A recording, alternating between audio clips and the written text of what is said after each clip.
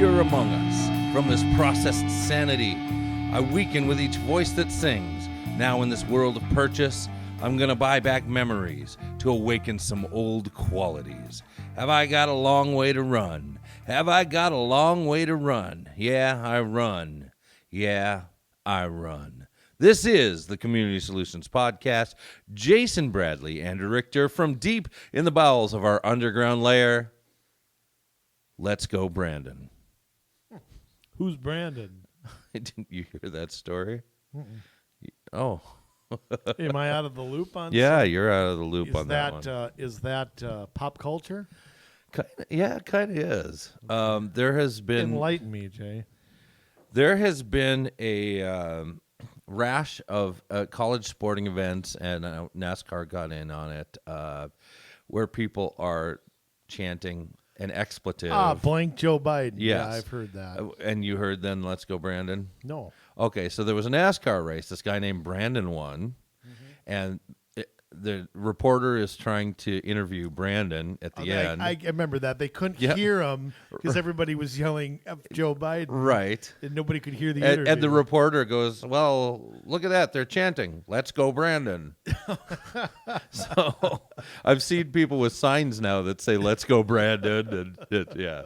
And it's great. It's kind of like vote for Pedro. That's kind of what we're having right now. Yeah. Which I still don't get either. Was that from a movie? Napoleon Dynamite. Okay, I never saw that. Oh, that's a fantastic movie. How could you not have seen that? Never seen. Remember You when know what? You're going to have to come over and we're going to have to watch it. Remember I saw The Hangover and thought it was new and it was like 11 years old? So, I mean, there's... I think like Napoleon Dynamite's probably 15 years old. Is it? No, Okay. it's probably not that old. Well... It's probably not that old. Yeah, I mean, I've heard of it, but I've never seen it. So I'll have to figure out when that was out. why don't you look that up because you're probably do you wrong. have a guess on the song? Yes, Yes. but I don't know. Okay. What's your guess? Let me think. Riveting radio, I know. Napoleon Dynamite 2004. Oh, okay, so it's been a while. That's the band right there, 2004. No, it's not. How about Soul Asylum? you're half close. I am half close. half close. What does that mean? Let me think. I was totally kidding when I said that. I've had the song "Runaway Train" in my head all day. Yeah. You know, it played when I was working today, so it was like the first time in like 14 years I had heard it. Runaway Train. I hear that's our new national anthem. Yeah. Well, you know, Biden takes Amtrak all the time. Yes. So half right. What does that mean? I got one of the words right. So what do you got? Soul coughing. No. What's an asylum? Insane asylum. No. Insane clown pasta. No, That's okay. The song is called "Run" by Collective Soul. Hey, I'm going to count that as half a point. I'm sure you would. I'm going to give myself 3/4 because I was totally kidding when I said Soul Asylum. Still a different band, but Nah, I don't think kind so. of the same era. I think it's it's the same. I mean, Same era. Yeah, they're like rock and 90s stuff, right? bands, yeah. Rock and stuff. So I got the genre. Okay. well, Right? I mean, whatever you need to tell yourself. well, Jay, I'll tell you Yes. what. I want to know how long experimentation's going to go on our kids here in this state. As long as parents let it happen until we become a serfdom. Well, I'm going to tell you something right now. We've got major problems in this country.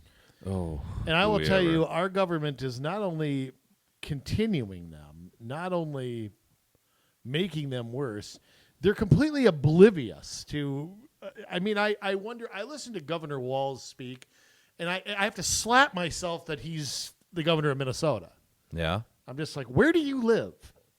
I mean, really. I mean, you talk about 70,000 people have gone to 3 straight Vikings games. I haven't heard of any major catastrophes from that. Have you? No, I have not. So then why are we so concerned about 20 kids in a classroom in a school? And why are the teachers concerned? I thought they were all vaccinated. Didn't they all butt in line?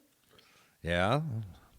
Well, you'll be happy to know, Jay, that Governor Walz is calling for lawmakers to approve a series of new measures, which is funny since they don't meet until January, Yeah. to respond to the fourth wave of the COVID-19 scamdemic, including vaccine and testing requirements for teachers and school staff and for long-term care workers. Oh. So I we're thought talking long-term- about mandatory vaccines. Weren't long-term care people like the first people to get vaccinated? Why are we still having problems there? Oh, maybe the vaccine's not working. Anybody think of that? Oh, That's part of it. Did I say that out loud? Another part of it is a lot of people in the medical field got it, and so they have the natural immunity, and they feel like maybe I don't need to take the vaccine. True. I mean, there is some of that, and I think it's contributing to the worker shortage that we're having, which Yes. is, again, the opposite of what we should be doing. Vaccine and testing requirements for teachers and school staff. Why? There's already a shortage there. Mm-hmm. It's not shortagey enough. Yeah.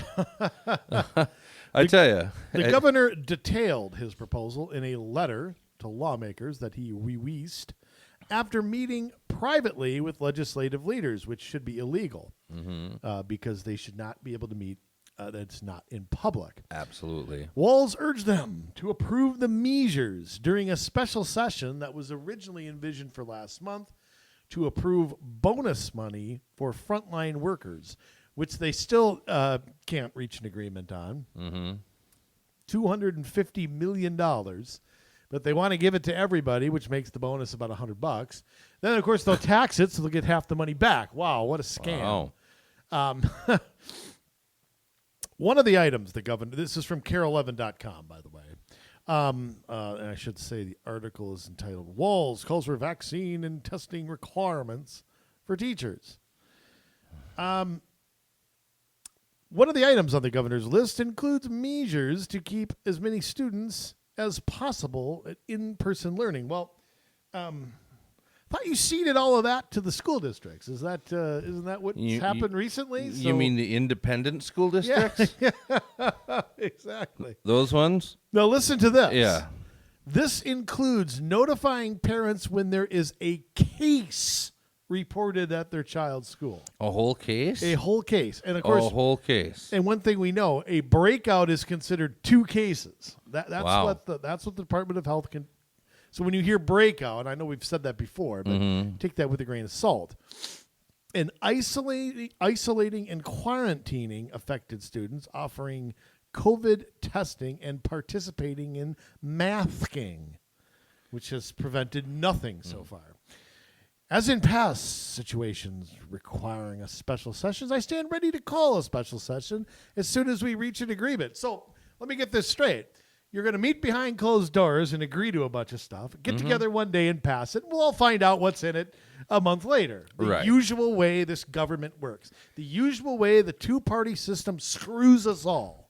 It should be illegal. It absolutely should be. What's he doing meeting with people in private? If a mayor and a council person did that, they get kicked out of office. Absolutely. At the very least, they'd get fined. Yeah, I mean, and I tell you what, you do it 2 or 3 times, you could be facing charges. Absolutely. Currently, both the Minneapolis and St. Paul public schools require staff members to have a COVID vaccine or submit to weekly testing. Well, how long is that going to go on for? As long as they need it to, as long as they can make it into something that they can use to their benefit, they'll use it. Yeah, and tell you what, Channel 11, here's some lousy reporting here. As of last Friday, there were 232 schools across Minnesota reporting COVID outbreaks. Yes, that's 2 cases. Could be more, but it only has to be 2. Yeah, I mean, I mean, what is a high school? It could have 2,000 kids and 200 adults maybe.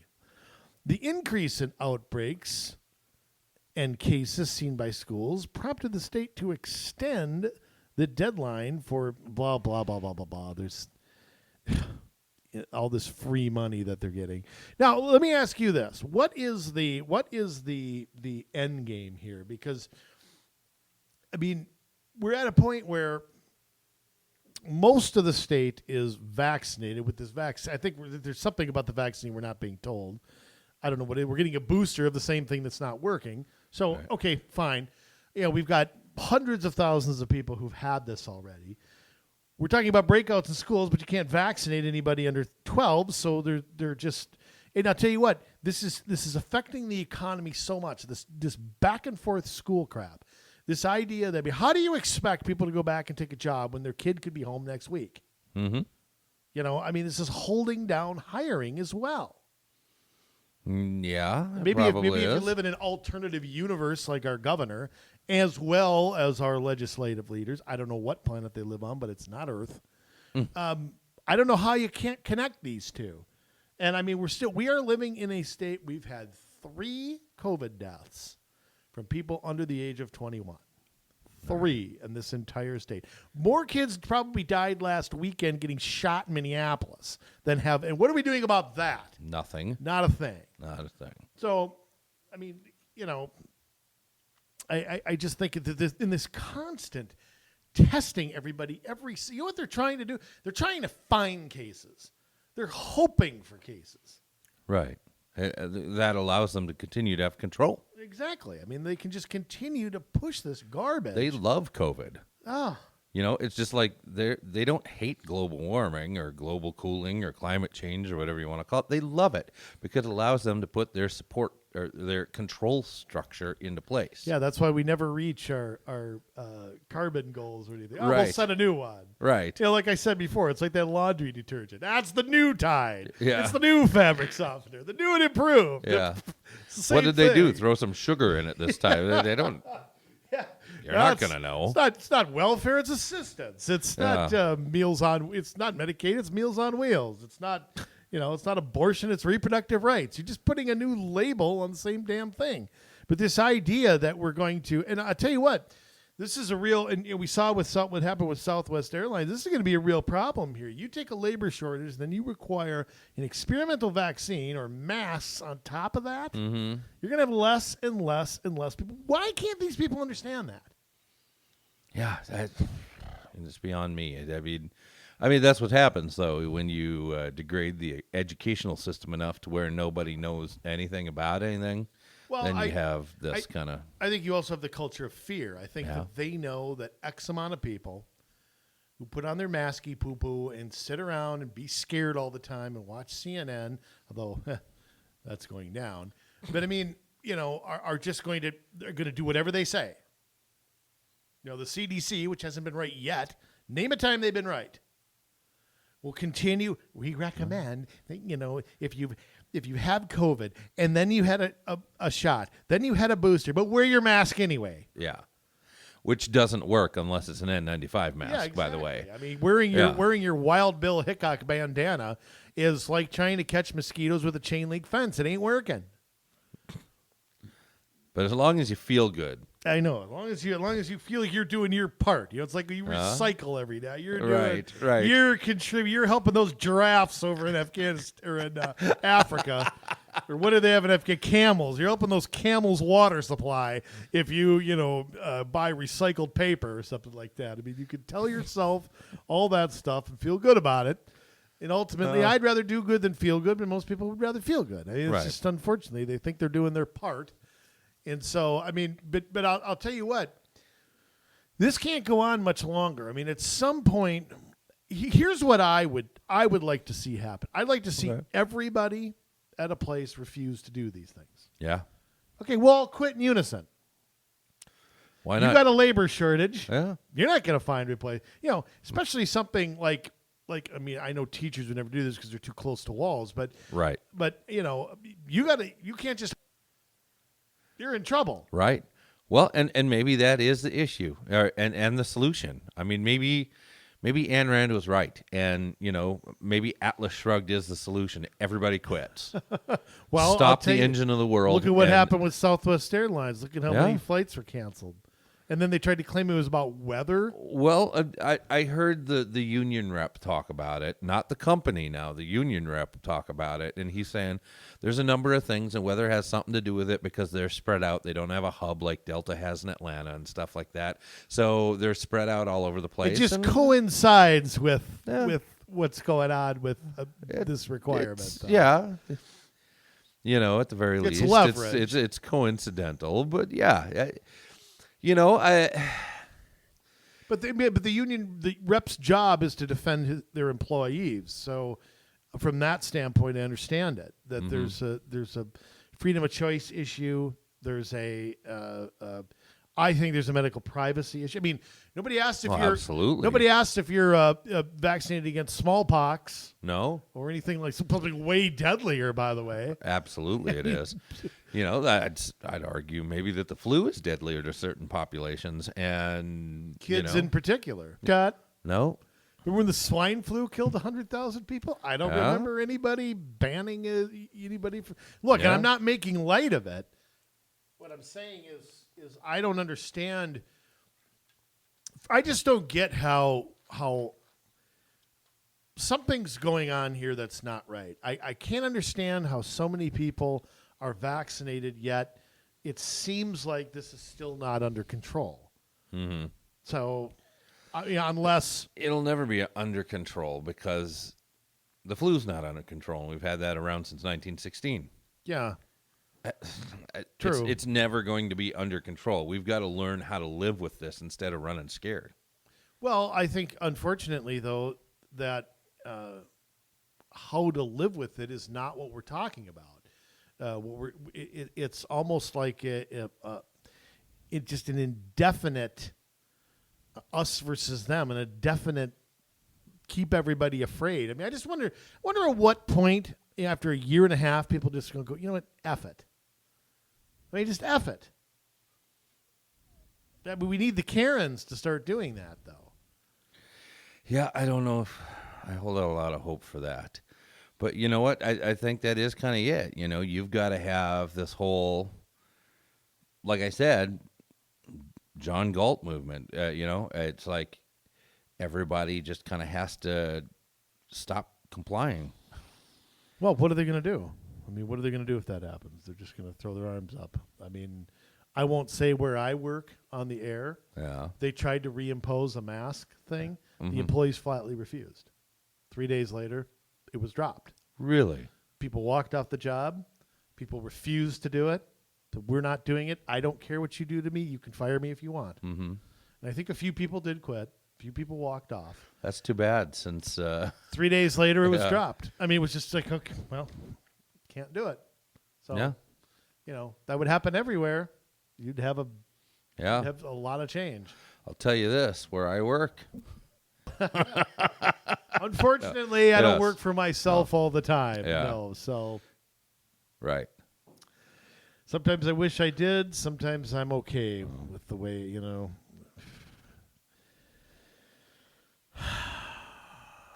Let's talk about some more depressing things. Should we? Should we just go into full tilt depression today? No.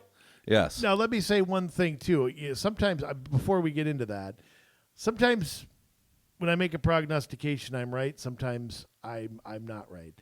I got to give myself credit on Biden's approval rating. I'm actually ahead of the curve. You are. How far low do you think it goes? Now, keep in mind, yes, the day Richard Nixon left office, his approval rating was 26%. Right. Okay, so there's a certain percentage that's not going under. Right. I think, I don't know what his floor is, but the Quinnipiac poll, for example, he's down 26 points in 6 months. Yeah. And I've never seen a drop like that for any reason. I've seen recessions. I've seen wars. I've seen attacks on our country, a financial crisis. And I've never seen a drop like that. No. What is... Because I think things are getting worse. I think they're getting worse every day, and the administration is oblivious to it.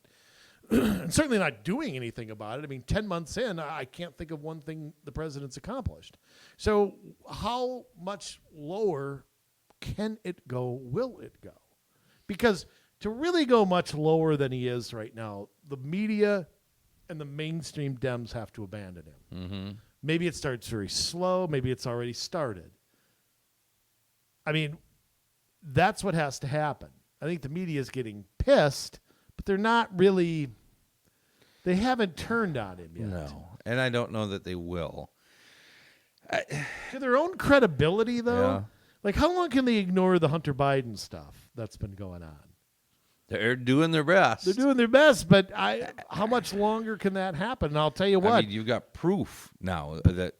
But if a change happens next, going to be right back at the forefront. But I mean, this is the sticky point.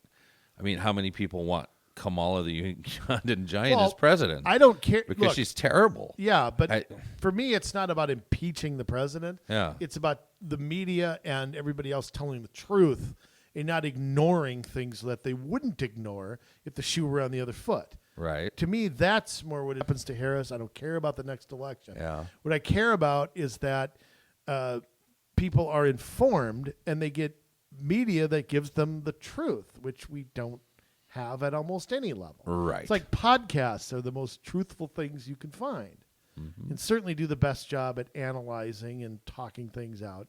But let me go back to my question. How much lower does it go? Because I think inflation's going to get worse, not better. I think some sort of hodgepodge spending bills are going to pass, which are not going over well. And especially if that $600 thing stays in there, that's going to really rile people up. And I think ultimately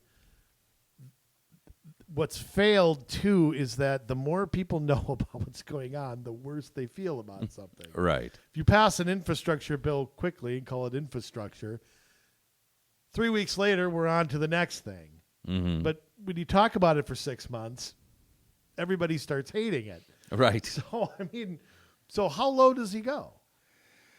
All right. Well, let's talk about where he's at for the sake of our listeners. So the most recent poll had him sitting where? 38. Let's call it 40 because there's a few others. I can't remember. I looked on the 538 blog, but they had some polls from like a month or two ago as part of their average. So I kind of throw those off. Let's call it 40. Right. When somebody is this terrible, you got to be able to keep up to date with the polling. It's. Well, I think what they do is they put the latest poll up. I know Real Clear Politics puts everybody's latest poll up, but if that poll was 3 weeks ago, it's still there. Right. When they find some of them do a monthly poll. I know Scott Rasmussen does one every day. Yeah. But like Gallup, I think they're down to once a month. So you don't see the maybe during election time you'll see it more, but it's hard because his approval numbers are falling faster than stock prices after Black Friday. And Black Monday and Tuesday and whatever day of the week. Yeah. So say he's at 40. Where do we go? If he's at 40, how low do you go? Well, let's talk about this for a second. Okay, so inflation's not going to get any better. No, and what they're doing is making inflation worse. Yep. The thing at the border not going to get any better. Total chaos. Yeah, and it's going to get worse. By the way, we've got 80,000 people coming up through Panama right now. The Quinnipiac poll has met 25% on immigration. Yeah. Which may as well be zero. Yeah, it's a dumpster fire. Okay, let's look at foreign relations. That's not going very well. All our allies hate us. They're still talking about Afghanistan, which I think the administration hoped would be. I don't think anybody talking about Afghanistan still. Well, I think some people are keeping it alive, but it's not the issue that it was. And that's another issue. I still think it's affecting him because I think that it takes a while for something to sink into people sometimes. Right. And so I think it's definitely had a problem. And again, the fact that, Bagram Air Force Base, who made the orders to give that up? Yeah. I don't. There's no accountability. There's no. We know who made the orders to give that up. Well, we're not sure. I mean, because I think it was partly diplomatic and I think it was partly military. And I'm guessing Blinken had something to do with it. I'm guessing Austin had something. Yes. It's too important of an issue to not go up the chain. Yeah. So somebody's lying. They've all testified under oath. Somebody's lying. Ultimately, I'm sure Biden would have to give the word on something like that because it's a big decision. I would imagine, but because here's what I believe Austin or Milley said under oath is that if it's a big decision, the president makes it. Yeah, well, The small decisions are made on the ground. The big decisions are made in Washington. So there's that issue, and that's not going. In fact, you know how they were trying to get the guy that helped Joe Biden when he was in Afghanistan, his interpreter that saved his life. yeah. And Biden didn't get him out. The guy finally got out with the help of some charity organizations. Yeah, of course. Yeah, but of course, no help from Joe Biden. No, of course not. Of course not.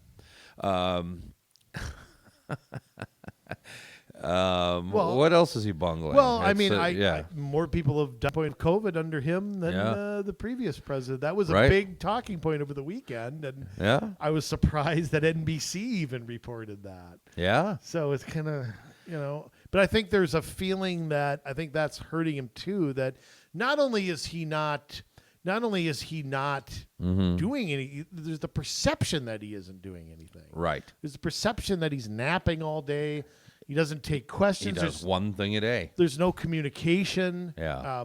But although it's a double-edged sword with the president, because the more he communicates, I think the worse he looks. Right. But again, where are his people? I mean, where are, if you have that as a case, I mean, don't you have an administration that can go out there and speak? I mean, the Treasury Secretary, she still thinks that inflation isn't going on.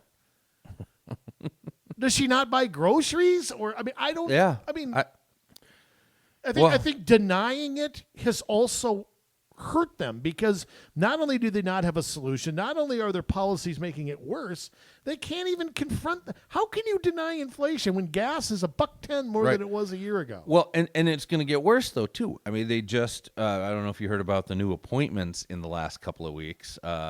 One was to the Bureau of Land Management.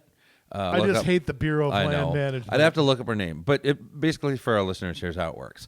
There's not enough private land out west for ranchers to be able to feed their cattle, so there's laws to allow for ranchers to use public land, federally owned land, to graze their cattle on, and then the ranchers get to take their cattle to market, and we get our meat.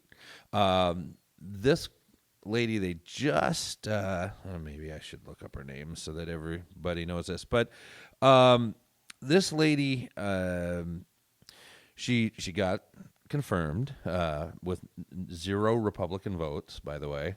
Really? It was straight down party lines. Yes, not even Mitt Romney, not even Lindsey Grahamnesty. Right. Yeah.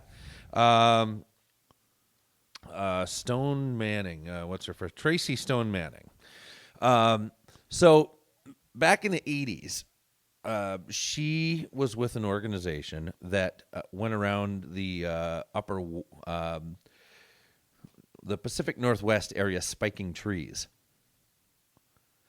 She is a convicted felon. So what happens, you drive a spike into a tree, lumberjacks come, they hit the spike, the chainsaw bounces off the spike, cuts off an arm, kills them, whatever. So she was an eco-terrorist. And she's now head of the Bureau of Land Management. And she's just a beauty. Yes. And I mean, yeah, well, just a beaut. Yeah. So anyways, she is now in charge of that department and wants to make it so that ranchers cannot use federal land to graze.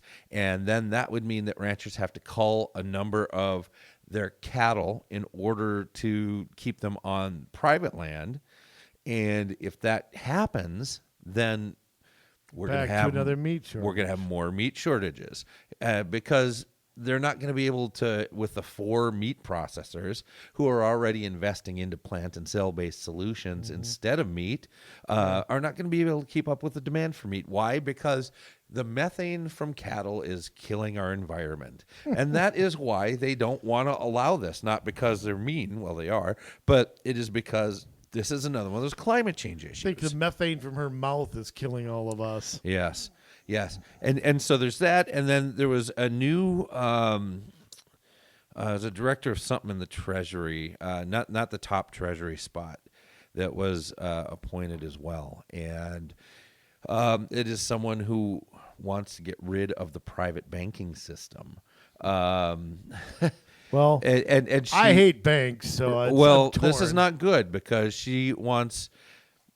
Let's put it this way: are you a Janet Yellen fan? No. Janet Yellen said, "Do not appoint this woman." Oh. Really? Now, that could be one thing. She's an awesome capitalist, or she was born in the USSR, was Back in the Yep. USSR. was educated in a Soviet school, and hates capitalism and wants, instead of private banks, to have the Federal Reserve handle all accounts from here on out. Well, so that's what you're looking at. Personally,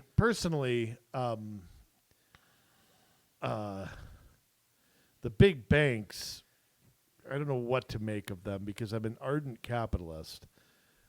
But God, do I hate the banks in the Federal Reserve System. I know. I just can't stand them. So, Well, this isn't going to get any better. well, maybe what we talk about will be better or worse. I'm not sure. Yeah. Well, okay. So we didn't actually answer the question, but I was just showing that things are going in a worser direction, right? Sure. So I think that, will it go down to 26?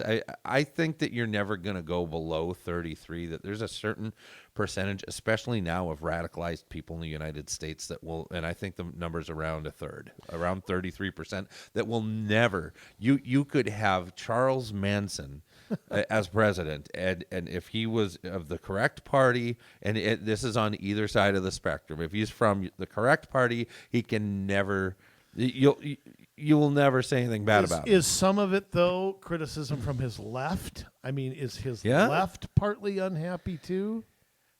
Or is it too soon to abandon him? It's too soon to abandon him because the people who are way on the left are really who's in charge in his cabinet, too. Yeah, but they might still not approve of the job he's doing. Just say, guys, not doing very good. I think you only hear some squawking when it's people like AOC who are like, oh, you're not going far enough. You need to take it farther. Or Rashida Tlaib, you need it. It's the squad who's squawking. Yeah, and like Nancy Pelosi said, that's 5 people. Yeah, That's what I can admit. I laughed when she said that. Yeah. I thought that was hilarious. Yeah. Yeah, it's like 5 people. So I mean, it's not really that big. But so I don't see it going any lower than 33. I think he will. Yeah. I bet I'll say 35, but it might be 33. I'm going to say he goes down below 30. Really? But I'm going to say it comes back up no matter what next summer and fall, because you're going to have to do something to stem the tide. And the Democrats might be all over the place right now. But I think enough will do the Team Blue stuff next summer. Yeah. I don't know. Or you'll have a bit of a rebound. He probably will. Although, I think the Democrats are in a place, too, where it's like, we got to go for broke and get all this done. We are going to lose in the midterms. We know we're going to lose. We got to get it done. Yeah, but if that were the case, this stuff would have been done in April. And they've got a couple of holdouts, and they just got to find what their price I is. think they have more than a couple. Yeah. This is where I disagree with that narrative. If it were just 2, if it were just Cinema and Manchin, they'd be bought off by now. Right. They haven't taken a vote on any of what they're. There's more than 2. There's Purple State. We know the states they are. Right. We know where they could lose votes. Or they don't want to lose seats. They don't want to make this vote. They're not publicly out there. Cinema and Manchin are publicly out there. Right. And I think some others aren't. I think some others, but they say, hey, come on here. Because I think if they wanted to force a vote, they could pass something. Mm-hmm. That's my opinion. I can't believe 2 people can't be bought off. They're always bought off, especially at this stage. And it's been going on for 5 months now that they have just the same stalled things. And it just tells me that this is – I don't even know if they have the votes in the House, because if you look at it, their majority is very small. About 5 votes, I believe, tips it. Right. Out of 435. It's not that hard to find 5 Dems going, I sign on to this. Where's my pension? Yep. They're probably hearing it back home. Mm-hmm. So I think it's bigger than we're being let on. I think the media is putting pressure on Cinema and Manchin, thinking if they go, everybody else will. Right. But I don't know. I mean, if it were just 2, you'd have everything. You'd erase Robert Byrd's name in West Virginia and put Joe Manchin on everything. Yeah. And it would but oh well. All right, Jay, we've babbled long enough. Yes. Odd year election, something that you and I, of course, we Our stand. favorite, yes. Are popping up, and of course, we ran over Golden Valley's. Whatever you want to call it, a few weeks ago. Like to run it over. Pretty much. We're going to look at a few others throughout the state, including the city we're sitting in. We're underground layer right underneath Jake the Snake Spano's house. Tell you what, you got to give credit to the opposition in St. Louis Park, boy. They're really working hard. There's an opposition in St. Louis Park? That was sarcastic. Okay. They're really. We've got 4 wards. Wards 1, 2, 3, and 4 that are up in 2021. That means that the 2 at-large seats in the mayor are not up this year. Yes, all the wards are. They only have 4 wards. Is that right? Yes. Okay. And 3 of them are uncontested. Oh, wow. They must be happy in St. Louis Park. Happy with not being able to get straws in the drive-thru unless they ask. Happy with ranked choice voting and happy with the 20-mile-per-hour speed limits that they passed earlier this year. And sounds like a dream. Let me start here. One of Yes. the non-opposed candidates from Ward 1, Margaret Rogg. ROG. Yes. In fact, ROG for SLP is her slogan. She's currently on the council, right? Yes. Let me run over some of her priorities just for fun here. Okay. To build our system of sidewalks and trails. Reduce our greenhouse gas emissions. Improve our mental health. That's city mental health, boy. You got problems there. Yeah. Limit or stop the purchase of affordable homes by out-of-town investors. That's interesting, actually. I think it's interesting, but I think she's doing it for the wrong reasons. Explain. Well, many of those are set up as rentals.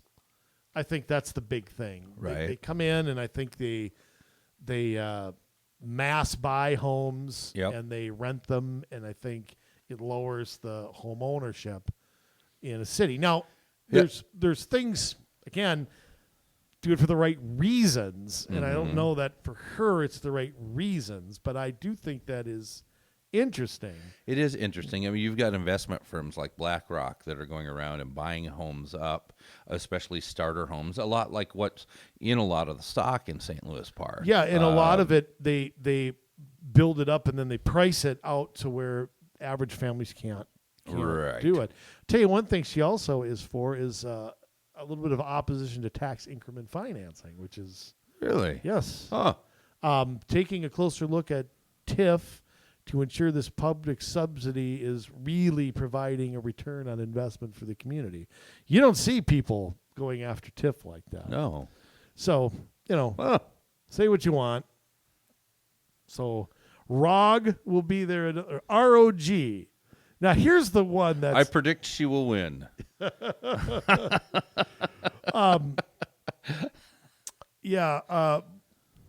Ward 3 is the only contested one, and boy, I'll tell you what. You got some rough choices there. Yeah. First one, Sue Budd.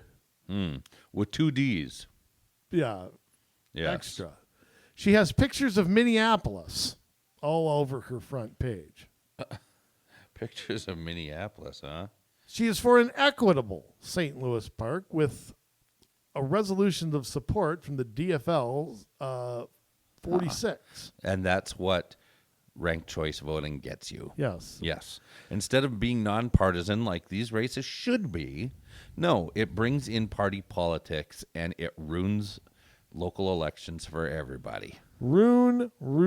Now, have fun as she, has to go back and ask for permission to the DFL. Hey, what should I support here? What should I support there? But, Well, here we go. Yeah.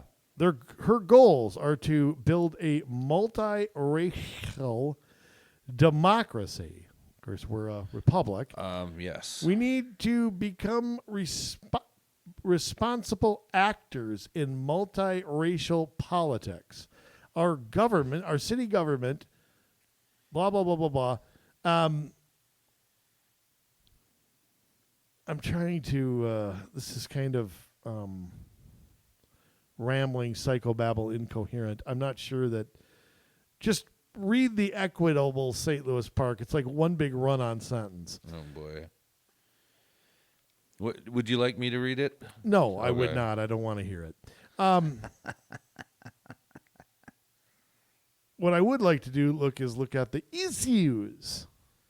Yeah. Here are her top 3 issues. Ensuring housing. So everybody's going to have a house. Housing is a right. BlackRock Yeah. may have bought them all up, and you can't have one, but no. Wow. How about sustaining the earth? I would like to see somebody have the power to actually sustain the earth. Welcoming all. She is an active member of the St. Joan of Arc Social Justice Ministry. What? It's kind of like that's kind of using religion in a way that is a little little suspect. I'm going to move on to the next person just so we can get all this in. Oh, this guy, Sol Eugene. Yeah. Saul. Yes. Saul? Is Saul. it Saul? Yes. Okay, big issue Yes. for Saul Alinsky. Eugene. Saul Eugene. Raising the minimum wage. Raising our minimum wage is a top priority should I be elected. While improving the minimum wage is step 1, we must also partner with local municipalities to ensure local business can not just simply move across county line or city line and avoid paying a living wage. So not only are you going to raise the minimum wage in St. Louis Park, you're going to get together with all the cities around you and make sure that they must have had that bad experience with Tobacco 21 or something. Yeah. So raising the minimum wage, a city minimum wage. Let's see. I don't want to read his housing stuff. That's too much. Well, you know it is. Wi-Fi. I guess the environment. Oh, here we go. Because without it, we have nothing. Jay, we got nothing. Nothing. A new initiative I plan to pursue is a pay-as-you-save program proposed by Community Power to allow for green energy updates in homes with zero upfront financing. So You're going to buy a house with nothing down. a greenhouse, maybe. Oh, it has to be a greenhouse. I don't know. I mean, Like what is like a green? Bachman's greenhouse? What is a green energy update in a home? What does that mean? I mean, does that mean taking away your coal burning furnace? Does that mean? Yeah, weather stripping and solar energy and reusing rainwater, I suppose. I don't know. Social justice. My past commitment to social justice is well documented. Guy thinks we know him, I guess. But I don't believe social justice work has any definite beginning or end. Boy, is that scary. Yeah, no definite end. There's nothing we can't do. Okay. I want to talk about something he mentions here quickly. And of course, he wants light rail, all more of speed limits. Yep, lower speed limits. They already lowered them. He wants them even lower. 20's not enough. He doesn't. I thought say, 20 is plenty. Doesn't say anything specific. Isn't that what they tell us? 20 is plenty. Yeah. I guess it's not. This guy doesn't look old enough to drive. So he enthusiastically approves of the initiatives taken up by the city, such as Climate Champions Program. And I want to bring this up. I think we talked about it on a previous podcast, having to do with the Energy Star Council and forcing buildings within St. Louis Park to report their emissions, to report Sure. energy usage and things like that. And so he's in favor of businesses in the city having to do that.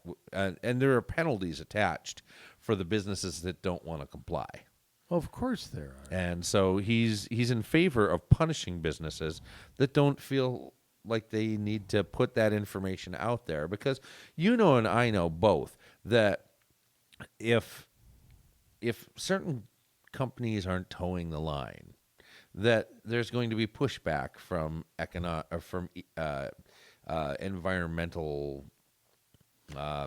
activists. Yeah, and the problem with that, if they would all just not do it, there's nothing the environmentalists could do. Right. The problem is they're dividing and conquering businesses the way they divide and conquer people. If some businesses do it, there's the trendy thing. Oh, we'll see, Walmart's doing it, Target's doing it. Strength. Yeah, so that's BAD. Bad. Yes. Third candidate, Jim Luthener. Now, there's not much on his website. It's kind of, but his priorities, maybe not quite as out and out. You can tell by how he words things, though, where he stands. Right. Priority, effective city government, blah, blah, blah, safe place, yeah. The last two are, though, environmental stewardship, we know what that means, Right. and fostering a welcoming community. Yeah. So we're all on the equity, all Yes. that crap. And his endorsements tell a lot, too. Yeah. SD 46 DFL, Minneapolis AFL-CIO Regional Labor Federation, Oh boy. Our Revolution Twin Cities, whatever that is. That's bad. Okay. Yeah. North Central States Regional Council of Carpenters. What are they doing endorsing a race in St. Paul? I don't know. You mean St. Louis Park? Yeah, that's what I said, St. Paul. So I mean, so it's funny. This is an elect one, yet two people have gotten a resolution of support from the SD 46 DFL. Yeah. Which is kind of strange. Yeah, that And I'm is sure they won't be strange. mad about Saul Eugene either getting in there. So you've got He does not have that endorsement. He has an endorsement from Run for Something and Outfront Minnesota Action. okay. So I don't know what Run for Something is. That's something we're gonna have to look into. No, I'd rather not. All right, let's go outstate. Let's go up near your neck of the woods, Jay. Yes. Duluth. Duluth. Now, Yeah. Duluth had a primary in August, and their at-large, which is elect 2, got down to 4. Yeah. 2 of them are locally DFL endorsed. Therese Tomanak. I don't know. You didn't send me that one. I don't know, but I'm going to butcher this second name. Azrin Awal. Okay. Just stick with me, Yeah. okay? So, Oh, you did send me that one. Azrin Awal. Yes. That's right. I think that's That's good. right. Azrin Awal or I don't Awal. even care what she's for. I don't even want to read it. Mm-hmm. I just want to tell you who's endorsing her. Who? Azrin? Azrin Awal. Yeah.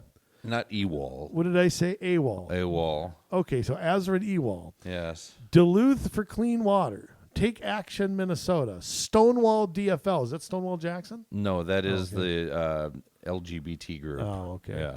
Young DFL Minnesota. Minnesota DFL Environmental Caucus. Friends of the Boundary Waters. Northeast Minnesota DFL Senior Caucus. So there are her lists. So do I even have to read? And then there's statements from social justice activists, advocates, group residential housing providers. Oh, boy. Several people on the council. We know how this council. One of the St. Louis County commissioners. What's interesting, though, Yeah. and we'll go into this in a second, is how close this primary was. Back up a second to the candidate filings here. Yeah. How bad did I butcher that one name? Teresa Tomanek? Yeah, it doesn't matter. Therese Tomanek. Did you even read the other two names? Not yet. I'll get there. You get there, okay. Miss Tomanek, who has a picture of her sewing, it looks like a mask on her website. Guess who she's endorsed by? Oh, I'm sure it's awesome. Okay, how about we start with the Duluth News Tribune? How about you like that? Boy, all your great reporting over there. Oh, yes. Women Winning, that's a pro-abortion group. Yep. Oh, lovely. Stonewall DFL. Again, yes. Duluth DFL. Oh, boy. Minnesota Nurses Association. Duluth Central Labor Body. So on and so forth. Doesn't you know what we're talking about here. On the issues, should we even look? Why don't we look?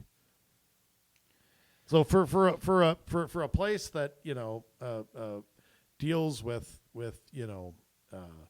police and water and sewer, not much of that on here. It's all about pandemic recovery. Now she is currently in there, I believe. Okay. Housing expansion. Everybody has a right to safe housing. A right. So it's not enough to have housing. Now it has to be safe housing? Yes. Encourage construction of more apartments. What? Yes. Has she ever been to Duluth? They have a lot of apartments. Increasing housing for all. We're just supposed to increase housing, I guess. I guess so. But it's funny. I've actually never really seen somebody come out and say more and more housing. Support for families. Avid proponent of funding for libraries and museums. Like Duluth? Yeah, I mean... Duluth is kind of a museum. Well, I mean... Yeah. That's supporting families, an economy built on equity that leaves no one behind. Yes, well, just somehow nobody will be left behind, no matter what. All right, now let's get to the other two here. Joe Maycor. Yes. Is that how you say that? I believe so. Now I read this guy's stuff. Yeah. And I'm inclined to think this guy could do something. If memory serves me right, and I read this guy lives out in the Fond du Lac area, so that's kind of where I was talking to you about, out by Gary, Says New he's Duluth. a small business owner. I think he owns a convenience store out there or something. Yeah. But he talks about look at I'll tell you what, look at the size of the cranium on this guy. I mean, holy cow. Uh-huh. Hey, nothing wrong with that. I got a huge head. I told you that story of first grade, right? No. Okay, when I was in first grade, I sat down and some girl sat next to me and said, "Has your head always been that large?" In first grade. Yeah, I think my head was like, I just remember being, somebody says something in my head, I freaked out. I came home, I'm like, is my head really that big? But his issues page is called Back to the Basics, where he talks about addressing their aging infrastructure, talks about roads, things like a city is supposed to be in charge of. He claims their police and fire departments have been neglected. Good paying jobs. I mean, this guy might have his stuff together here. I mean, it's better than what I've seen. Yeah, you say, the Fond du Lac neighborhood. Okay. Yeah. No, I have family up there, and I've been told they think he's all right. Okay. So, yeah. Good. So we found one. Yeah. Now, the fourth person is this Timothy Mayer. Yes. Meyer? How do you say that? Yes. Meyer. Well, here's what's interesting. His website, and I don't know that you can do this, is like a business page of Meyer Group Architecture. I don't think you can do that. I don't think so. No. Are you going to go over the results of this? Yeah, I can. Okay, yeah. Hang on. I'll find it. Because it was all pretty close other than Mr. Meyer. Well, the top 3 were. Yeah. Which is going to make because this is an elect 2. So this is going to make it quite interesting. Hang on. I know, riveting. I think it's kind of funny. Further down on the KBGR6.com article we're looking affiliate at. Yes, there. it is the NBC affiliate up there. They have more stories. Governor Walz visits Duluth for statewide tour. Talks about state of COVID-19 in Minnesota. First of all, Duluth isn't a state, so you can't do a statewide tour of Duluth. And then does he also think that COVID-19 is a state? So did he think it was like, did he go to multiple states that day? Possibly. Yes. The state of confusion. This is just more example of the wonderful writing of KBJR. All right. Yes. Okay. So the results, and there's results for the other 2 as well, which are now down to 2. So in the primary, Yes. the top 3, Azrin Amanek and Joe Macor, Yeah. all got very close, very similar votes. Yes. Very close. Then you had Timothy Mayer get 989 votes, and somebody named Ashley Castaldo got 988. Huh. So a 1 vote gave the last spot to the architecture guy. Wow. So Ashley Costello, there were like 8 or 9 candidates there, by Ashley the way. Costello, related to Abbott. Castaldo. Okay. Castaldo. Okay. I know I'm not that good at this. That's but okay. That's all right. I can take a look. So, yeah, the 989 to 988. So, great voter turnout there in that primary for an at-large race. But, based on those, you wonder if it's really just going to be kind of a 3-person race there. But it is vote 2, so you have to have so 2 will win, or 2 will get in. Now, we've got the other ones, which are interesting. Mm-hmm. In District 2, Mike Mayu got most of the votes. Okay. 954. Nobody else got more than 289. So I don't know how bad Mike Mayu is. Well, may you find out.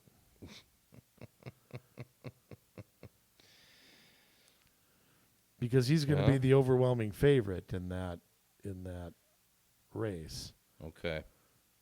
Here we go.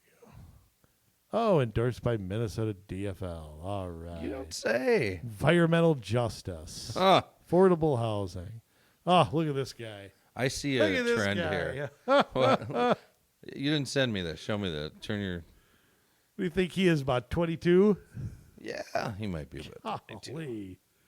Born and raised in a union family. Of course he was. Of course, so was I. Yeah. That don't mean anything, but...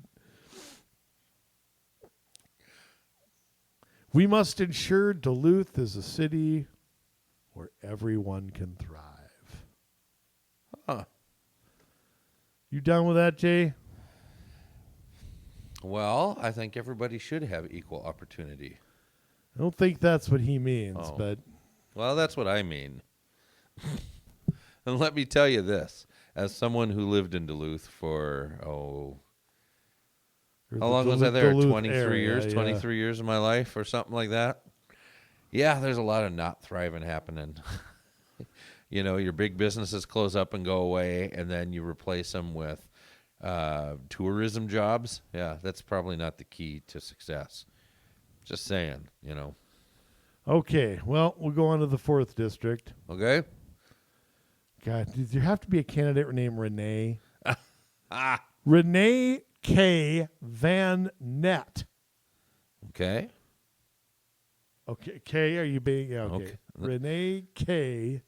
Van Nett. Okay, go over her endorsements. Mm-hmm. Women winning. Oh, boy. AFSCME. Got to kill those babies. Yes.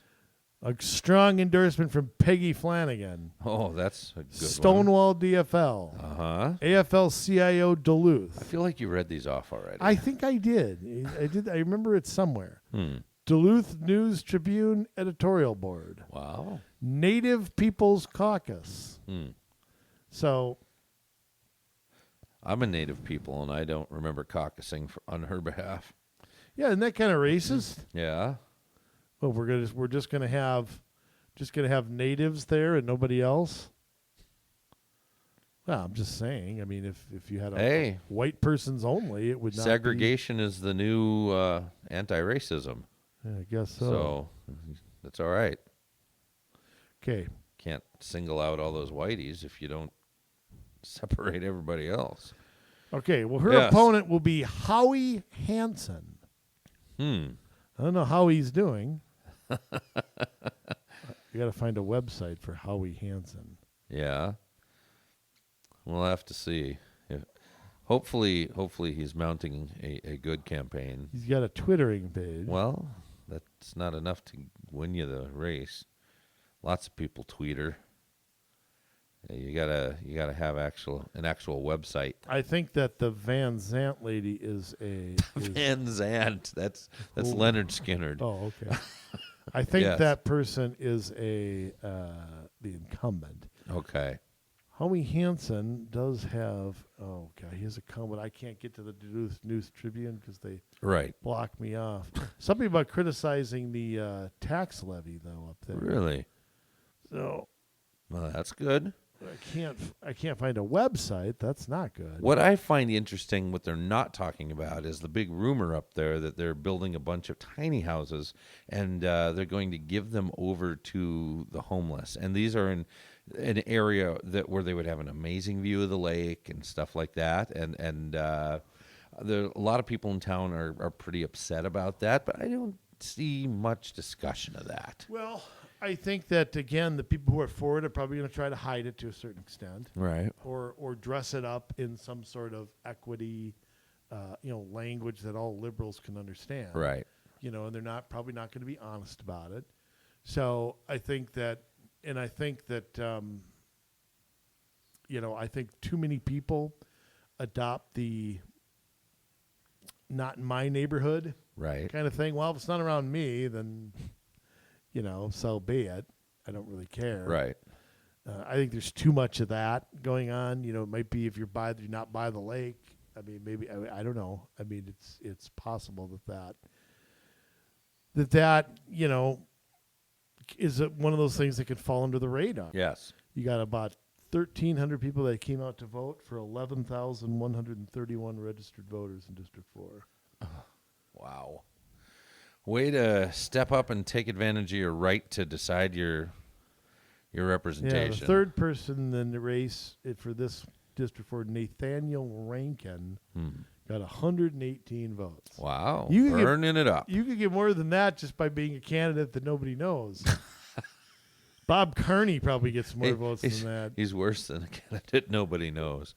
Oh. Well, it's pretty tough to only get 100 votes, I'll tell you. That's pretty You tough. got to work pretty hard to Yeah. only get 100 votes. All right, Jay, next city. Yes. So if you do live there, you may have a few people to vote for this time. Yeah. Might be a little bit different. Yeah. And Duluth did not go for ranked choice voting, so maybe it's a little more fair. Well, it'll be a one-on-one matchup. I mean, that's Yeah. what the primary does. It knocks it down to 2. Although, and in the at-large, it's 4. Although, again, you're dealing with straight-out partisan endorsements. Right. And I hate it. I know. Hate it in nonpartisan politics. Get out. Both parties get out. Yeah. It's Nonpartisan. Stay out. Where are we going next? Bloomington? Sure, let's go to Bloomington. Okay. Got one city council here. This is at large. There's Ward 3, Ward 4, and at large. Okay. There was not a primary, so all 3 of these are back Yeah. on the ballot. One of the at large candidates, Paul King. Paul King. I like what this guy has to say. Okay. I just can't find it. Oh, here we go. Hang on. Okay. Big supporter of public safety. Current city council has shown reckless disregard for our city budget. Paul is against, he must talk in the third person, an $85 million community center that is being proposed. Opposing ranked choice voting. One person, one vote. Free and fair elections. And says the city's not doing anything for small business. Yeah, well, that's good. Not bad. Yeah. Not bad there. I need to mention that Bloomington does have ranked choice voting. This is the first election that will have it this year. Okay. Yes. So, good luck to him. Well, Yes. one of the guys running against him is Does this guy have any endorsements or anything listed? nothing listed. Okay. No, not that I've seen. Did Yes. Ricardo Oliva? No, he's not Tony's brother. Oh, okay. I was going to ask. Philosophy talks about liberty and justice for all and an individual's right through liberty, life, liberty, and the pursuit of happiness. That's a good start. Government by the people, for the people, fiscal responsibility. Again, he attacks the city council on that. Huh. Supporting public safety and infrastructure, the primary role of city government, he calls those things. Here's where he loses me a little. Actually, he doesn't. How he words it does. Yeah. He calls it common good. Yeah. And I hear that, I go, When you read it, though, Yeah. he says his priority is to create a common set of laws openly agreed to, equally imposed, and fairly enforced. I don't disagree with that. Yeah, so what he just doesn't... I don't know if Didn't he doesn't word it right. I don't know if he realizes common good, what people like you and me associate that with. Right. Communism. Yes. And he criticizes the city council's partisanship. City council is supposed to be a nonpartisan position. I'm not seeking any party or organizational endorsement. I have an open mind, talking to friends, colleagues, and neighbors from all walks of life with all political beliefs. Did I just say that? Yeah, I think so. Yeah. Okay. I swear I didn't get it from him. Yeah. Now, unfortunately, those two guys are running in the same race. Right. The third candidate, Nathan Coulter. Yeah. This guy. No relative of Anne? No, no, definitely not. Yes. In other words, the one that'll win. Lay it on me. Well, Yes. let me see. How do I word this?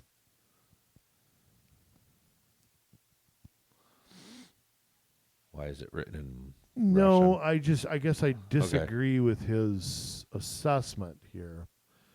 Budget and taxes. Now listen to what he says. Now I think this is completely backwards. Yeah. The biggest source of funding cities have is unpredictable and regressive. Property tax increases hit those hardest who can least afford it. That's actually not true. Property taxes may be the most progressive thing we have. There's no way for the Right. wealthy to get out of paying their property taxes. Okay? Exactly. They can't deduct that. And, I agree. There are some that are hit hard by that, people with fixed incomes and so on and so forth. But Yeah. you call that the most regressive tax? Ever heard of a sales tax? Yeah. Or a gas tax? Cigarette tax. That by definition, alcohol tax, any excess tax is by definition regressive. So I don't know. This guy's understanding of economics is a little weird. Now, here's where he loses me again. Yeah. Racial, take a guess at the next word. Equity. Equity. The disparate impact, and I don't know if disparate is right. Yes. Whatever. Yeah. Disparate. Yes. Anyway, he goes on and on about George Floyd and so on and so forth. And the numbers bear out there's inequity in health, education, income, home ownership, access to amenities. Quote, race matters. Ouch. The Bloomington City Council has recognized this by adopting a internally focused racial equity business. I would like to figure that out. Hopefully they're not implementing things on local businesses to make sure that they diversify. It's never good when government forces that on business, but maybe that's an internal. Although you wouldn't have a business plan for government. That's why I say that. Well, let me also say you can't force businesses to have certain skin colors. Ultimately, the solution to this is minorities getting a better education, getting better jobs, getting better, taking risks, which is what America's all about. Yeah. Not just working at Target your whole life, which again, we breed the opposite in our education department. Right. We tell people to go get a job. Yep. Very different. The entrepreneurial spirit is been eroded. Oh boy. Yes. The future housing. Oh. The future of housing in Bloomington looks very different from its past and presents opportunities to think creatively about our city. I hate it already. Yes. In 2019, the City Council adopted our Opportunity Housing Ordinance, which has revolutionized the way cities think about addressing the affordable housing crisis while providing developers with the tools needed to do the things we need them to do. Whoa, whoa, whoa. So they're buying off developers to get... Or they're having one exclusive developer. Right. Okay. And by the way, Yeah. man, this guy has a large forehead. And Because that's important. And his wife's taller than him. I mean, come on, we can't have that. He is currently on the council, I should say. Everybody deserves love, Andrew. I know. No. All you need is love. Okay, blah, blah, blah. Don't like that guy. Economic fairness, racial and social. I mean, it's all of the things are. Does he have any endorsements?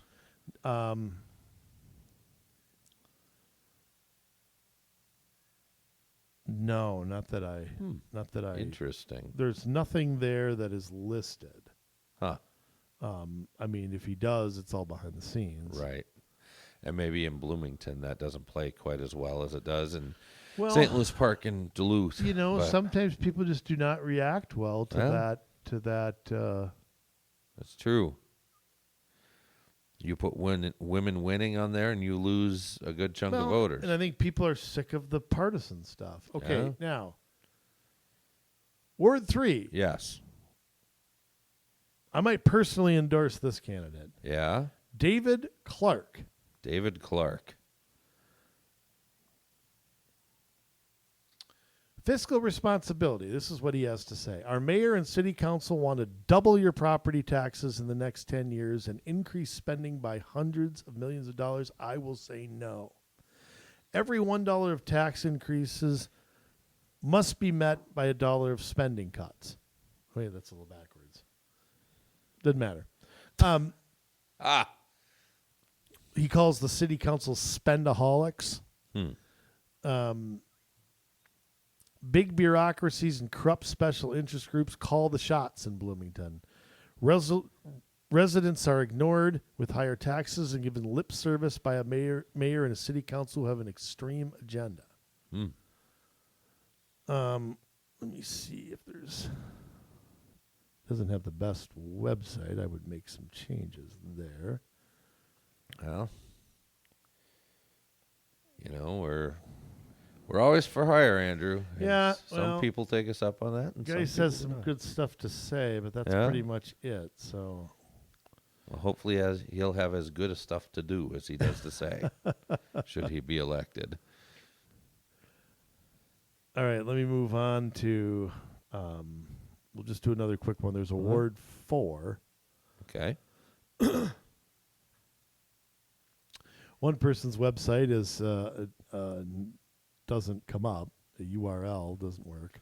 Oh. By the way, if you file for office in August, it's probably a good idea to have a website by then. I'm just saying. I never trust a guy named Pat. I just never trust a guy named Pat. But it looks like this Pat guy, Yeah. who looks like he's never shaved, is Well. the Patrick Martin. He must be on the council now because he wants to keep them moving forward. by reimagining what's Oh possible. boy, I hate that word. Reinvesting in our neighborhoods. I hate when somebody in government says the word investment. Yes. Empowering our residents. I already hate it. Yeah. By empowering, it means taking away rights from some to give special rights to others, normally. Over the past 3.5 years, Pat has been a strong voice for the overdue steering, attention, and investment of Bloomington's East Side neighborhoods. Geesh. Okay. Riveting radio. I'm trying to read anything that I find interesting here, but I'm really not. There's really not much there. Really not finding anything interesting. Well, he's got a black lab. I like that. There isn't much. He's got like a lot of how do I put it? Your typical wordy stuff. It's that you all the see. buzzwords, but there's Yeah. no meat there. Yeah, that's a good Yeah. way. That's a good way to put it. A lot of the buzzwords. So that's Ward 4 over there. 2 other candidates that have nothing that I can find. And oh boy, Angelia Coyle and Becky Strohmeyer. Are Okay. the other 2. So again, I guess if you have ranked choice voting, it's kind of all over the place. Yeah. But, gotta love a candidate that has no address, no website, no phone number, no email. Hard to take people like that seriously. So Yes. anyhow, this person has a 614 area code. What the hell is that? 614. Yeah. I don't know. I'll have to look and see where that is. All right, Jay. But yeah. Let's do one more. Out of state. Yeah. Which one do you want to do? Out of state or out state? That's what I said. Out of state. Okay. Columbus, Ohio is out of 614. state, out of mind. 614 is Columbus, Ohio. Okay, so we got somebody running in Bloomington with an Ohio Yes. phone number. You're sure to win if Yeah. All right, what city are we looking at here? What do you got? Well, unfortunately, the city of St. Peter, for example, has a lot of contested races. Yeah. You go to the Secretary of State's page, 2 people out of 10 candidates have a website. One of them's a Facebook page. You can't do that. But you can't do that in August. No. You just can't do that in August. No. You got to have a web presence. Absolutely. Yeah, you can't. Am I putting you to sleep? No. Okay. Some of these candidates are, but they're not. But that's the thing. Yeah. I mean, by the way, can I get a Minneapolis prediction from you before we continue with this? Okay. Amber Fry get reelected, or we get Bob Carney over there? We're not getting Bob Carney. We're getting Amber Fry. Bob Carney couldn't get elected to Carney. It'll probably be Fry. I don't know. I mean, are there enough normal people that are that upset with him when you have a 75-point DFL swing anyways in the city? Are you really not safe unless for some reason you can get enough people behind a radical candidate? You got 7 other DFL candidates in the race. Yeah. You've got a Libertarian, 2 Republicans, 1 for the people, 1 party, Equity in Motion. What? Equity in Motion. Equity in Motion. Is that a song? Yeah, I think 1 so. Socialist Workers Party at Independence, Independence Alliance, Grassroots Legalized Cannabis. I mean, there's... and again, Minneapolis is a circus. It's a joke. It's a boil on the buttocks of the world. I don't know how serious any of this is. I mean, some of these people are just morons. One of the what are they? Kevin Nobody Ward. What? Yeah, Nobody Ward. That's the middle in quotes. Nobody. And that's what's going on on the ballot. Nate Honey Badger Atkins, and it's on the ballot. Bob again Carney. On the ballot. That's again. on the Yes. ballot. How you have it here is on the Oh, ballot. my goodness. What are you people doing? I love it. I love every second of it. Thank you for making us a national embarrassment every 2 Now, there are years. some open seats. Yes. I mean, I don't want to even look because I don't care. But, because, a couple of those nutcases, Bender isn't running again. Right. Cano isn't running again. Right. I don't know what their districts are. It doesn't matter. But, I mean, there's one race, Ward 10, 6 DFL candidates. That's it? Yep. Oh, look at the diversity there. Yeah. Ward 9, there's 1 Republican, 6 DFLers, and 1 social justice. So 7 DFLers. Pretty much. Yeah. Yep, One there's your person diversity. I want to know what's the witness party? Somebody in Ward 5 is the witness party. Has somebody got a witness? Hey, we do. We'll run them in that ward. Hey, another friend of yours Yeah. is running in Ward 4. Really? Leslie Davis. What? We the People Party. Yeah. So, well, if Jesse was getting behind Leslie's campaign here, how would that sound? Yeah. Come on. I can't do for Jesse. There's only certain words I can do. But, yeah, if he was getting behind Leslie Davis. So, Because I remember that race. That was more entertaining. I think that one. oh,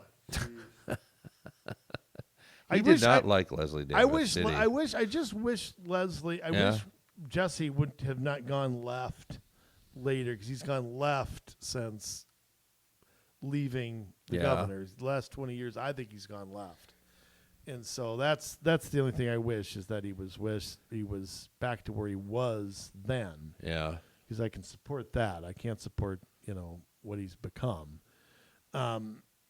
Here in Minnesota. One of the Jesse interviews that always sticks out in my head is when they were arguing. Minneapolis and St. Paul were arguing about where the Twin Stadium was going to go. Yeah. He went on some show. Yeah. He said the word Minnesota like 11 times. He goes, yo, it's the Minnesota Twins. It's the Minnesota Vikings. It's the Minnesota. I mean, it was over. And I'm laughing to the point where I think I was driving too, and I nearly drove off a cliff or something. But okay. Where else are we gonna look quick? Oh, it doesn't matter, does it? No, it doesn't. Who cares? No, go ahead. Well, Falcon Heights has got quite Yeah. an election of 5 people going down to elect 2. It's another at-large thing. Mm-hmm. Michael Arcand. Okay. Arcand. Interesting hat he's got on here. Oh boy. Yeah. What? Okay, well, I mean, not the worst things to be in favor of. Transparency, community involvement, fiscal That's responsibility. what everybody says. That doesn't mean anything. Yeah, I mean, That's what everybody says. every And it city doesn't- might be slightly different and might have different. I'm in favor of transparency. Everybody says that, and it doesn't mean Everybody anything. doesn't say it, but yeah, you're right. Doesn't mean anything. Yeah, fiscal responsibility, that's one you always Yep. see. Always. Okay, but that certainly means different things to different people. Melanie Leahy, who has only a Facebook page here. Oh, God. Can't have just a Facebook page. She is already on the council Okay. looking for, let's see.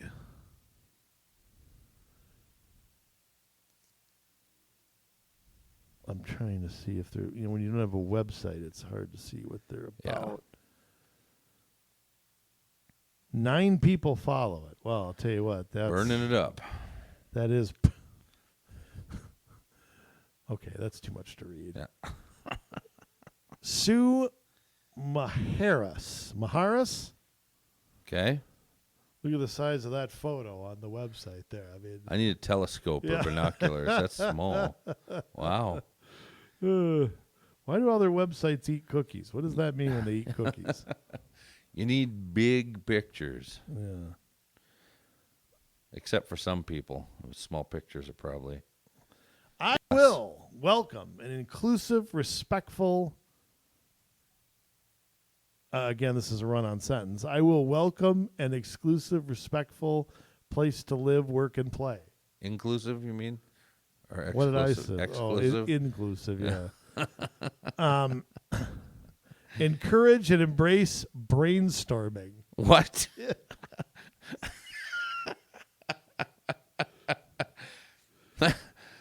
I am so sick and tired of you not allowing brainstorming to happen.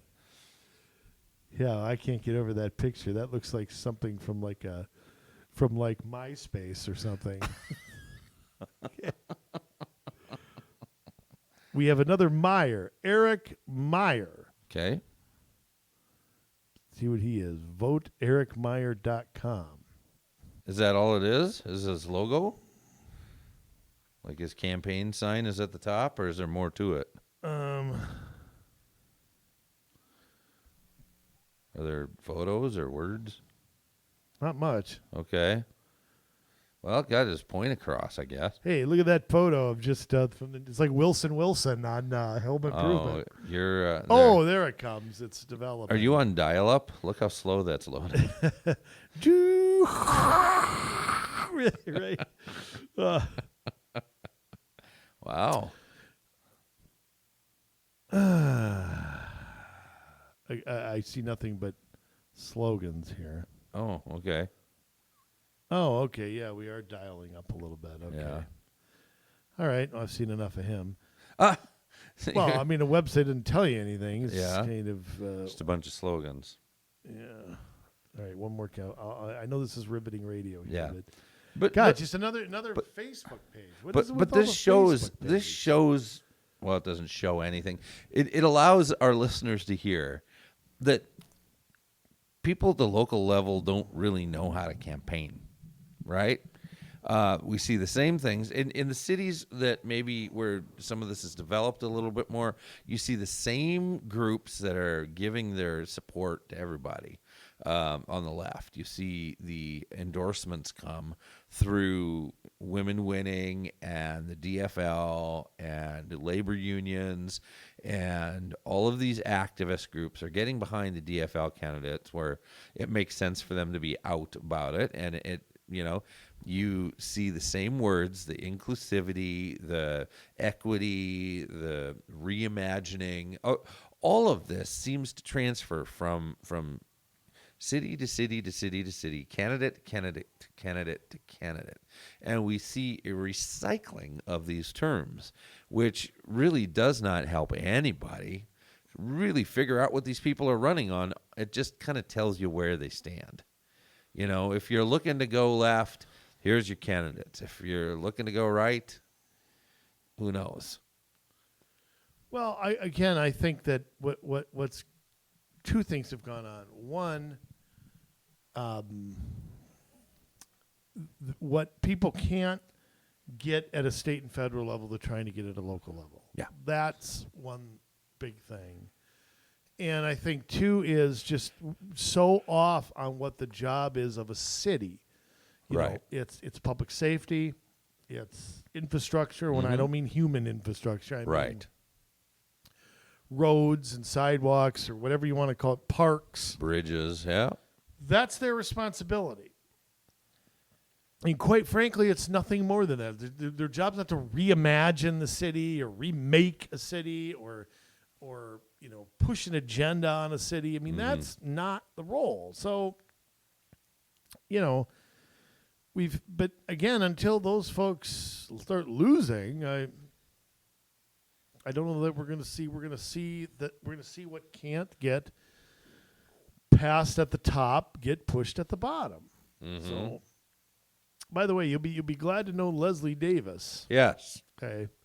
I got to read his stuff because I love the Earth Protector here. Yeah. He's a strong no vote on the police, which I'm not surprised at. Yeah.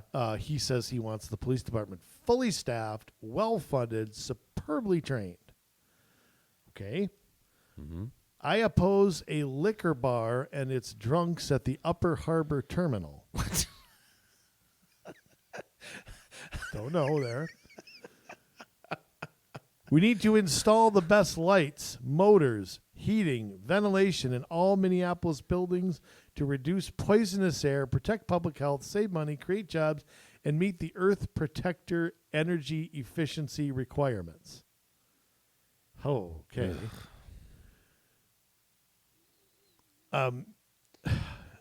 Stopping the drug war. Yeah. Stopping fluoride in our water. Uh-huh. Now, I have to admit that's an issue that has not been jumped into very much. Right. I actually learned some of that from Leslie Davis, Oh, okay. watching him on community TV. Hmm. Healthier diets are needed to minimize obesity. Reducing consumption of wheat, high fructose corn syrup drinks, and food additives are essential for better health. So what's a city government going to do about that? I don't know. Supports the Second Amendment. National Rifle Association certified. Speeding in neighborhoods, which in Minneapolis you can barely drive. Right. He wants to reduce that with intelligent use of speed bumps and various blocks. Word. Yeah, I went for a stroll in Minneapolis the other day, and I got pulled over for speeding. Yeah, and you were just sitting there eating lunch. Oh, I got to give it to Leslie, though. He's never short on ideas or on opinions. He's pretty honest about what he wants to do. It's absolutely.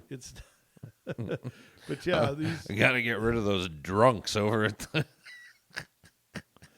I got to say, over the years, he's had some good ideas on some stuff, though. Yeah. I mean, he's not. It's the environmental stuff I can't go along with, but Right. And I don't know what you're going to do about somebody's healthy diet, but that's Government should be doing nothing about that. Well, if I had to guess, what it would mean would be not giving permits to fast food and not. I mean, what can they do beyond that? You know, Yeah. I mean, And I would argue, does a fast food restaurant really need a permit? no, They need but a license from the state to operate, but they don't need a permit. well, there's some city requirements I know that they do need, but Well, this is Minneapolis, yeah. No drive-throughs, no yeah, straws. His Earth apparently. Protector talks about the COVID-19 hoax. Oh well. Yes. Oh, the money plan. I remember his money plan. Oh, yes, he had a money plan. He hates the Federal Reserve. I know that. Yeah. Who shouldn't? Everybody should, unfortunately. Yeah. I mean, it's interesting. Well, Jay, I mean, I know we're kind of all over the place there, but those odd-year elections, I mean, we'll see we'll monitor those. Right. As well as Golden Valley. Well, and here's the thing, and really wrapping it up. I mean, this is what it's about. Odd-year elections, a very small percentage of people vote in odd-year elections. They're terrible. They should never happen. All elections should be even year at the same time on first Tuesday in November when everybody else goes to vote. So the most people have the most say into who represents them. But instead, we are allowed to see more and more radical candidates run and win because of having less people involved in the process on these odd-year elections.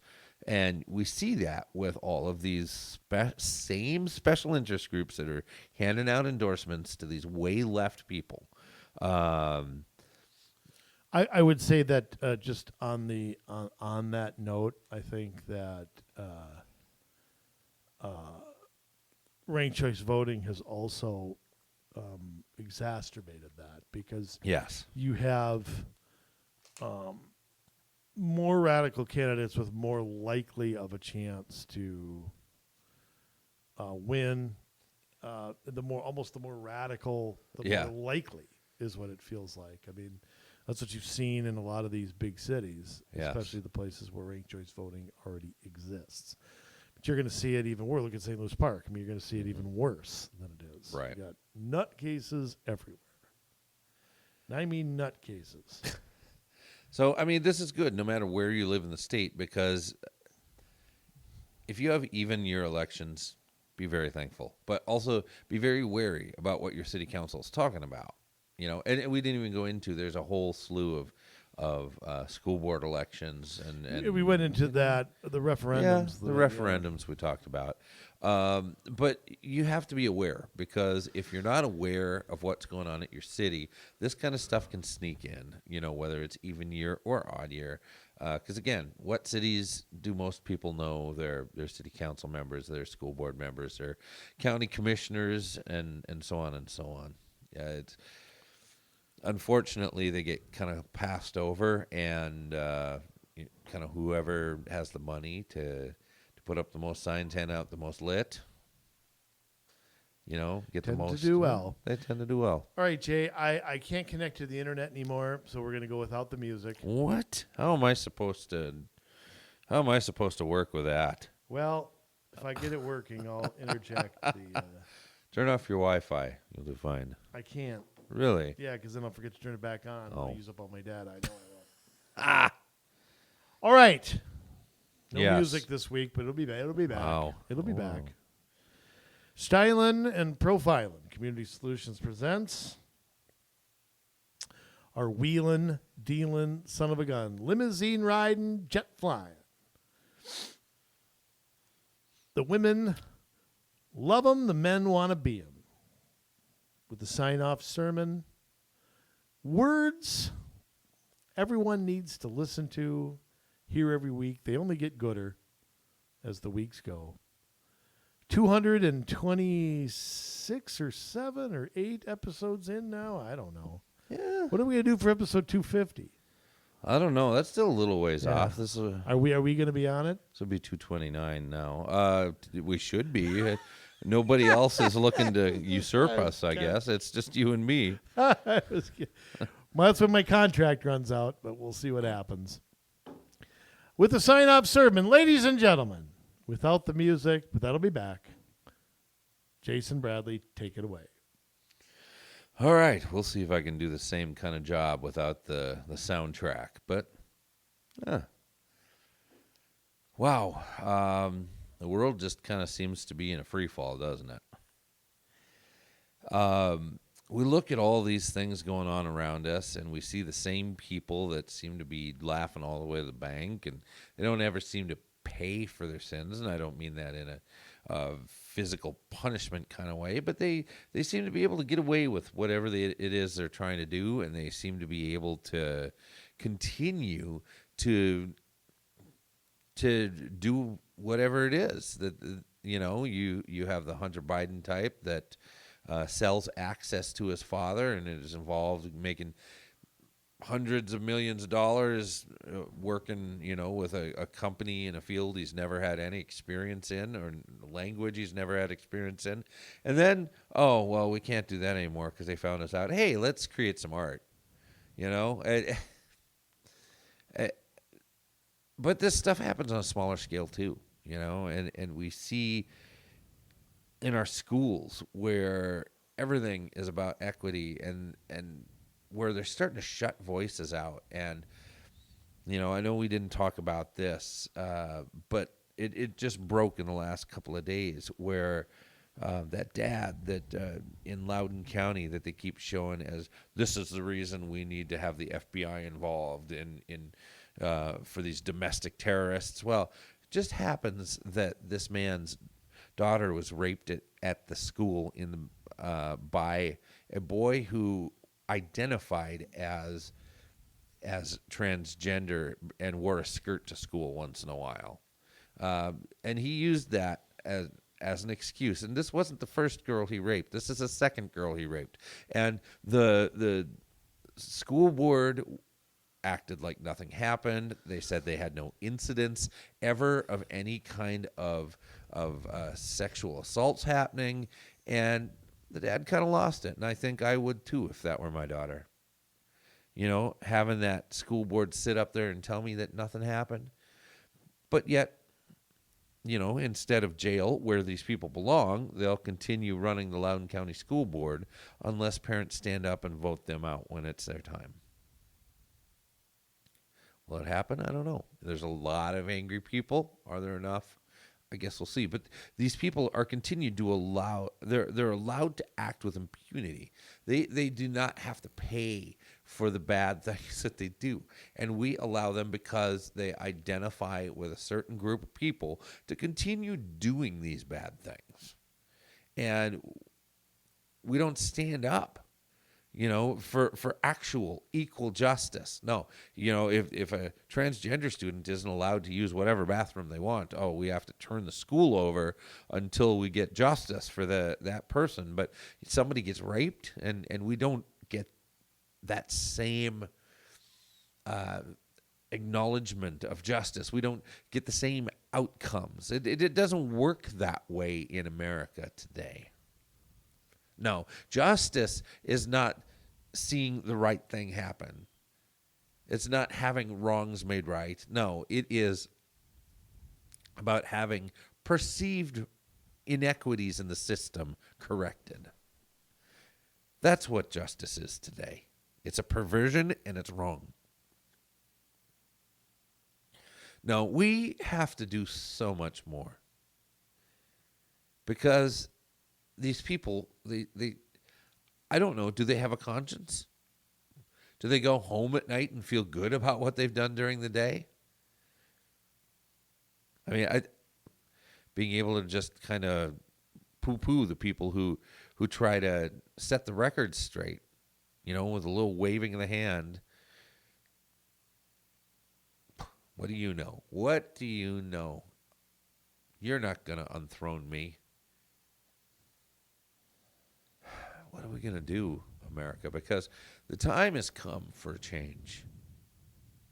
We're at the precipice, and change is upon us whether we like it or not. The things that we've talked about during this podcast, whether it's inflation or whether it's the outcome of the consequences of our elections. We have so much more living that we need to do. There are so many more years of good, so many more years of freedom to live out if we would just do the right thing. But so often we won't do the right thing. It's just easier to go along with the flow. Oh, yeah, I'll go vote, but I'm not going to do research. I'm not going to understand who I'm voting for. I'm just going to choose the Republicans. I'm not even going to vote in the local elections. I don't understand it. I don't know who's running. Or I'm going to vote for the Democrats all the way down the ticket. Of course, with the Democrats, they're a little more organized, and they know who the Democrats and the lefties are down at the local level, and so they do vote for them more because they are organized. So while we're not voting in those races, they are, and that's why they win all across the state. Doesn't matter how red, how blue. And they're allowed to come and make these changes. This is why you have people calling themselves progressive city councils, progressive school boards in remote and rural parts of the state that are not in the least blue. But yet it happens. It happens, There's an area that Andrew and I are working in right now with a group of people, and every single precinct went to the Republicans at the state Senate level. But yet, city council is not conservative. The school board is not conservative. The school district is definitely not conservative. The county government is not conservative. Why is that? When you have the ability to select people that think like you, why do we not do it? It's a question we got to ask ourselves, and we got to hope for a better answer, because I'll tell you that right now we are in a critical moment. And we've got to decide, is this country worth saving or not? I don't trust the people that would remake this country. Sure, the Declaration of Independence may state that when we've met certain destructive ends, that we can dissolve the bonds that unify us and create a new government. But look at the people that would be making that government for us. I don't trust them. I don't think you should either. So there's really one way to remake this government, and that's from the ground up. By putting in good people with good character, who have integrity, who will stand up for whatever it is that we need to do. And no, it's people maybe you don't agree with 100%, but if you can agree with them 90% of the time, 80% of the time, that's a lot better than what you got going right now.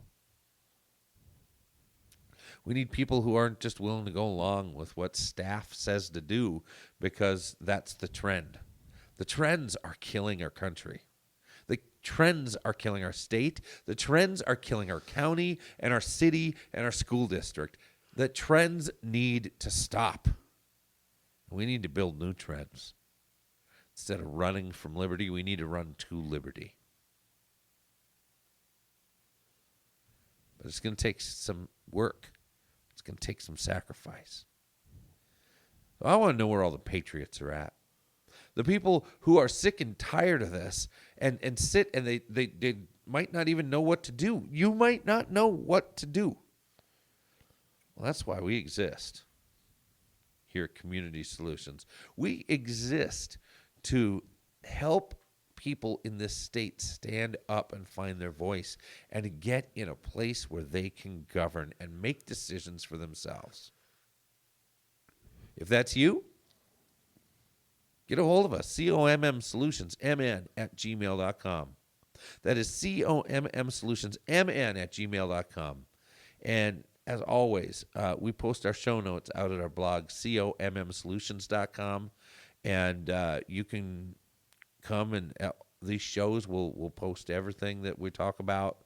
So you can go check out the news articles and stuff where we get our information. But we've got to become educated and we've got to become motivated. And we've got to do it collectively. This is the one time collectivism is good. But when you have one collective voice that cries out and says, enough. I've had enough. I've seen enough. And you've done enough. Here we are together at the crossroads. Which way are we going to go? Are we going to live or are we going to die? Is the republic over or is it going to continue? It's up to you. And that's the beauty of it. We each get to decide every day by what we do and what we say, whether it lives or dies. Freedom cannot be extinguished in you until you decide to sidestep and allow tyranny to pass you by. You are in charge of holding the line. You are in charge of keeping it at bay. We've done our part, Minnesota, and we have given you everything that you need to be able to think about forming a resistance. And we're going to keep shouting this out there for you guys. And we're going to keep organizing and working behind the scenes and helping people get elected because that's what we do. But now, all we can say is that we love you, Minnesota. But now it's your turn to get